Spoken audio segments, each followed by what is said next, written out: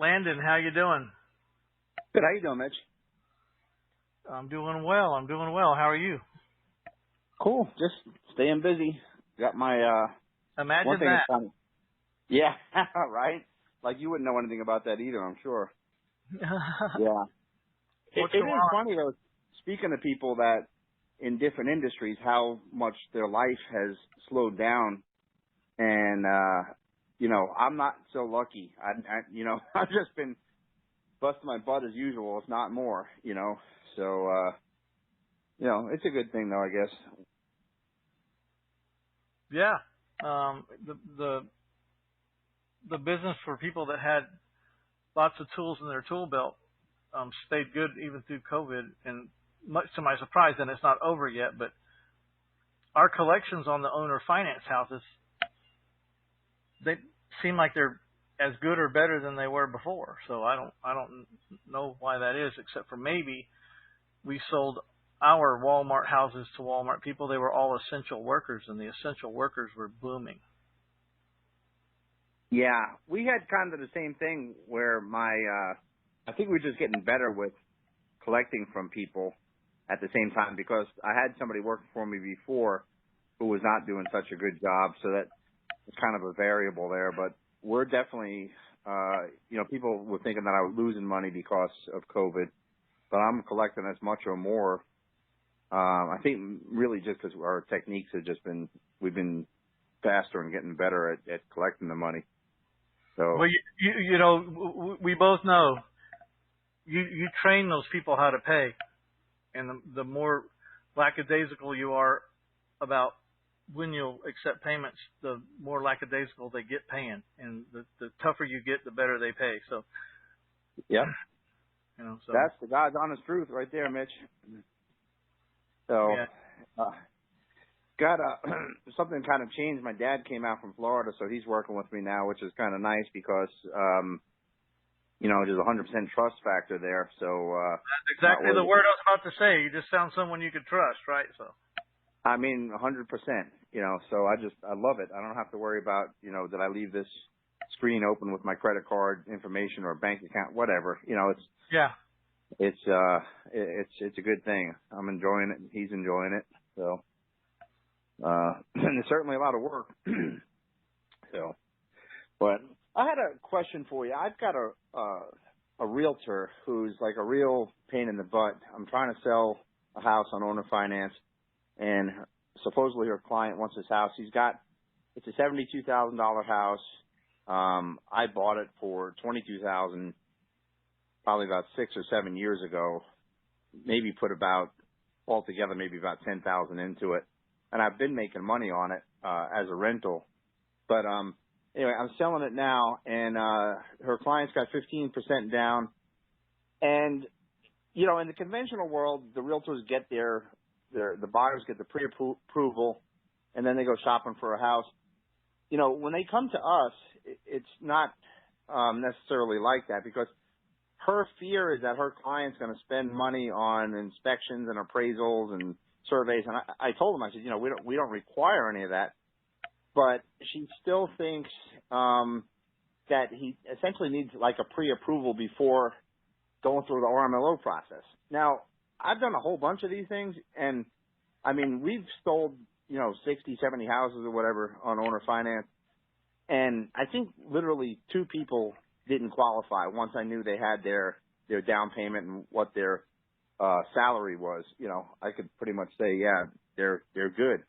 It was only like I said, about 2 times that it was something really egregious that we had to get rid of them. But what do you tell people like her, before they even go through the RMLO process? You can basically say, yeah, you're good. And then if you're saying that, then you think they're going to question, well, why do you even need the RMLO if you can say that this guy's approved or not? Why do I need them? Because it's a federal law. Mm-hmm. I don't have a license, and I got to hire someone who does. So, it's a federal law. End of story. Mm-hmm. Okay. So you're comfortable with telling people that they're approved before they even go through the RMLO process? No. you're saying you're asking why what I heard was that the realtor was asking why do you need an RMLO if you can tell them they're approved, and I'd say, well, because I don't have the official stamp. I know what the RMLO wants, and it looks like to me you've met his protocol, but I can't. I'm not the final person with the license that can actually put the stamp on the piece of paper that says it goes through. All right, so then we're back to, she kind of wants like a pre-approval before her client spends any money, like on the RMLO, for example. Because RMLO, they want some money up front. Who are you using for an RMLO? I'm using Scott Horn's guys. Okay, well, I mean, like my guy, I don't know if it's because of volume or whatever, but if my people don't qualify, he doesn't charge me. I don't have you a lot. You talking about that Russ guy? No, Tony Palumbo. Okay, Tony. So he doesn't charge up front? Not that I know of. I mean, like I don't deal with him on a daily basis. My office does, but no, right. I don't think he's ever charged me up front. And if a deal got turned down, we just waited on the next one, and he never charged me. You know how much he charges? I want to say I think it's around $1,200. Okay. But I do a tremendous amount of volume through him, so my price is a little different. But I can give you his number if you want to talk to him, but if you don't already have it. Okay. You want his number? Sure. Yeah. Let me find it here.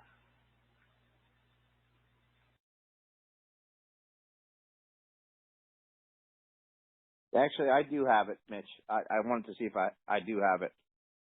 Oh.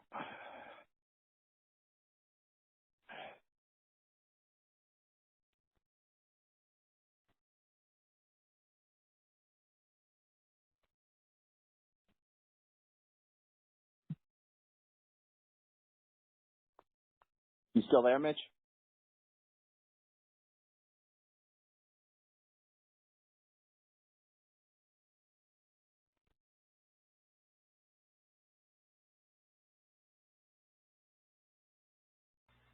Are you there now? Yeah. Yeah, I hear you. I don't know. This machine just muted itself. So, yeah, just give him a call and see what his prices are now. I can't say that I'm up to date on him, but okay. 1,200 might be high. I don't know, but I don't think he's more than that. But it's higher than I'm paying. I'm paying $850, which I think has been pretty standard for a while. $850. And it might be, especially for a guy who's a pro like you that does a lot of volume. Just make sure he understands that. Yeah. Okay. And tell him I said hi, and tell him that I used to drink Crown Royal. I was gonna say, I know you're not drinking anymore. So what's your new thing? No, I just used to always tease him because he can't pay me because it's against the law. But I'd always. Yeah. Now you like CBD oil? Or what's going on now? Yeah, and he like Blue Star ointment. Yeah. Yeah.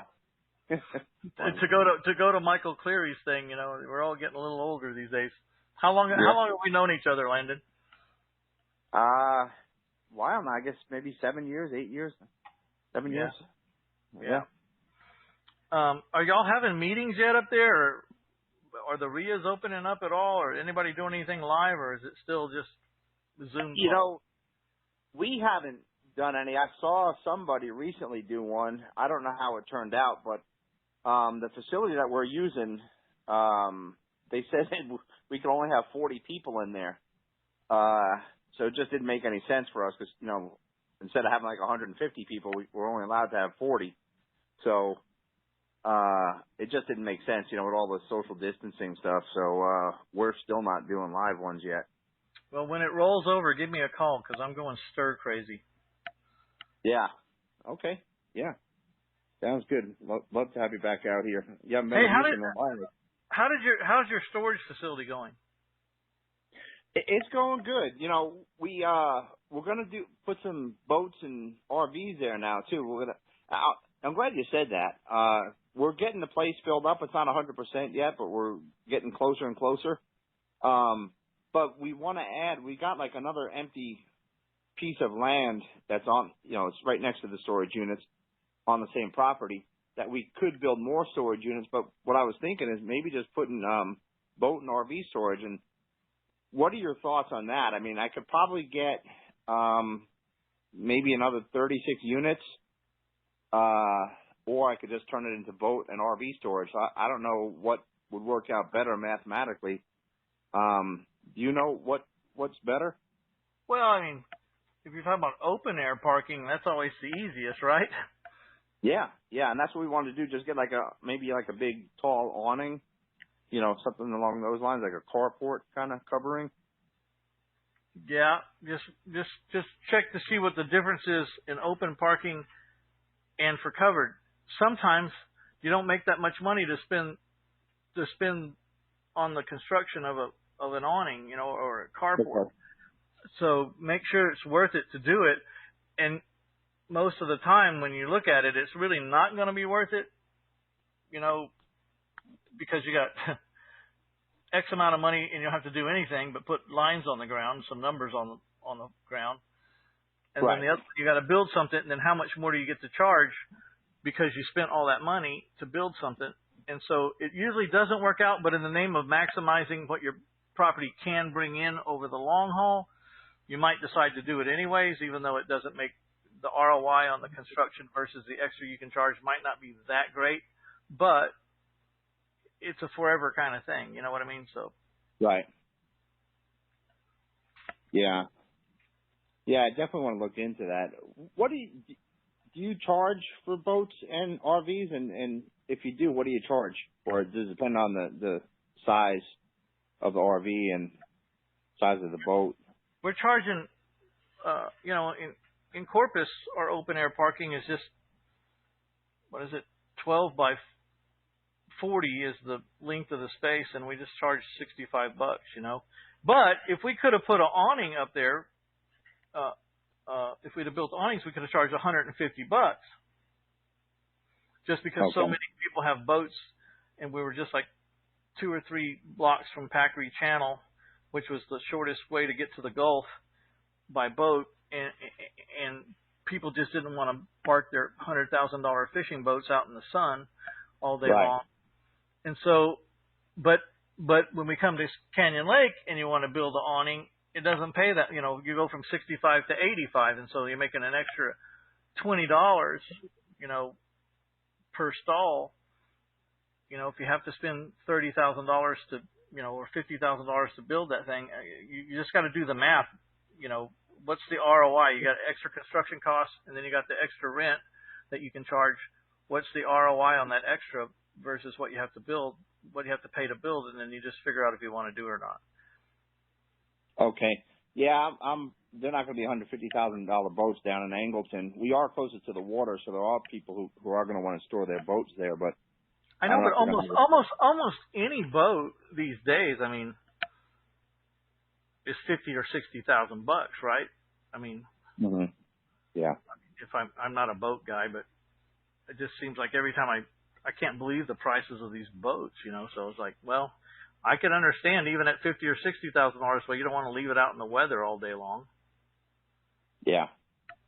So, and plus you could get your pulse timers, you know what I mean? An easy place to plug in, because if you're going to have a boat, it doesn't make a lot of sense to park it someplace where you're going to show up at 4:00 in the morning to go fishing and your battery's dead.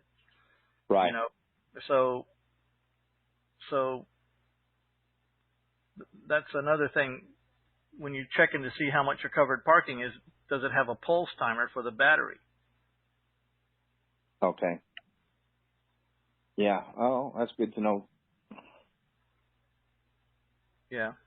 Everybody wants that plug-in so they can keep the drip on the battery so it's not dead when they get there. Yeah, that makes sense. What do you do with the ground? Is pavement, gravel, just the grass is there, or? Well, it depends on the kind of ground you have, right? But if it's going to be muddy, yeah. I mean, I got people parking on grass right now, but I got really rock hard ground out here, and right, they're not going to sink. But if they're going to sink, you might have to bring in some base and then put in some golf ball size gravel on top of it, just so it's not filthy, all the time. Right. So yeah, it's a little more muddy down there. We don't have rock hard soil. Well, then you probably really have to put something down, like a 8-inch caliche base, and then some gravel on top of it, and make sure it's rolled and packed and done with a water truck or whatever, really packed down, and then put some gravel on it just to keep the dust down and to, keep the mud off their tires. Okay. It looks a lot better.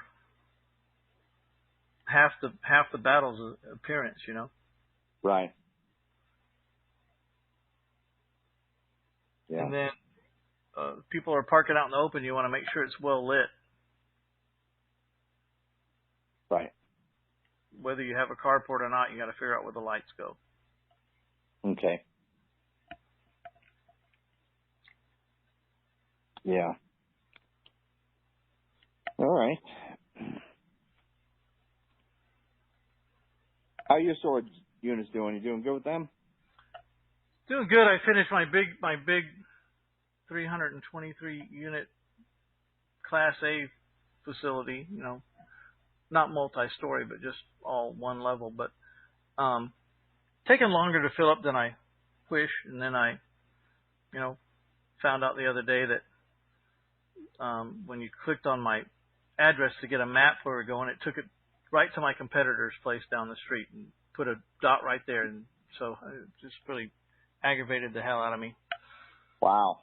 Yeah, so, that's really aggravating. Yeah. The Russians help you. You pay people good money to build these things and set them up for you, and then, if you don't check every damn last thing, you find out your map is sending everyone down the street to your competitor. It's just Class A bullshit. Yeah, that'd piss me off. Good Lord, that's bad. Yeah. Yeah. But we're coming along. We've got like 60 units leased, and we're about to break even. So, just takes a little time. It's an aircraft carrier. It doesn't turn around on a dime. Yeah.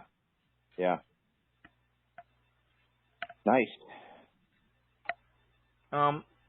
So that's what we're up to these days. Yeah. All right, I got some other hands up, brother. Anything else? No. That's about it. Some stuff I'll ask you offline, but that's it for now. I'll give you a buzz tomorrow or something. All right, Mitch. All right, take care. Night.